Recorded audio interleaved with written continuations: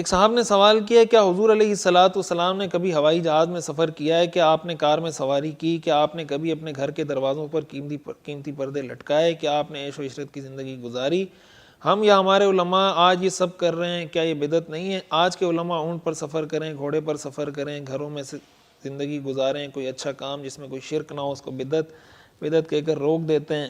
میں سمجھتا ہوں اللہ تعالیٰ کہ ہاں ان کی بھی پکڑ ہوگی، علماء ان باتوں پر بھی غور کریں اور اپنی انا کو دور رکھتے ہوئے ان تمام باتوں کی وضاحت فرمائیں۔ آپ سے بھی یہی درخواست ہے کہ اپنی انا کو دور رکھتے ہوئے حقیقت سمجھنے کی کوشش کریں۔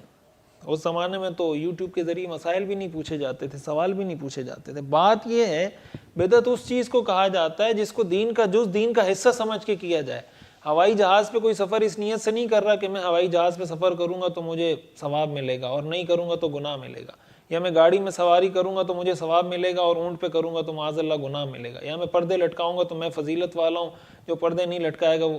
بدعت کا مطلب ہوتا ہے جس کو دین سمجھ کر، دین کا حصہ سمجھ کر کیا جائے، ورنہ تو دنیا میں بہت سارے کام ہیں جو مباح ہیں، اس کو کسی نے بدعت نہیں کہا۔ کسی نے نہیں کہا ہوائی جہاز میں سفر کرنا بدعت ہے، کسی نے نہیں کہا گاڑی میں، اور گاڑی میں صرف مولوی سفر نہیں کرتے، آپ بھی کرتے ہیں، ساری دنیا کرتی ہے، تو کسی نے نہیں کہا کہ یہ ساری چیزیں بدعت ہیں۔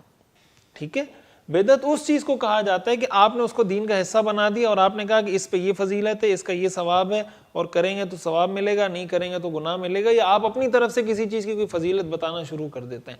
اس طرح کی چیز کو کہا جاتا ہے بدعت، جس کو کہا جاتا ہے نا، ایک ہے احداث فی الدین، ایک ہے احداث للدین۔ ایک ہے دین میں کسی چیز کا اضافہ کرنا، ایک ہے دین کے لیے کسی چیز کا اضافہ کرنا۔ دین کی خدمت کے لیے آپ کوئی کام کر رہے ہیں، کوئی اس طرح مثال کے طور پر کوئی جلسہ کر رہے ہیں، کوئی کانفرنس کر رہے ہیں تاکہ لوگوں کو دین کا پیغام پہنچ جائے، آپ مائک استعمال کر رہے ہیں، آپ کوئی نیا قسم کا لائف اسٹائل اختیار کر رہے ہیں، کوئی نیا قسم کا لباس پہن رہے ہیں شریعت کی حدود کے اندر رہتے ہوئے، اس کو مباح کہا جاتا ہے، جائز نہیں کہا جاتا۔ ہاں کسی چیز کو آپ نے دین کا حصہ بنا دیا تو اس کو بدعت کہتے ہیں۔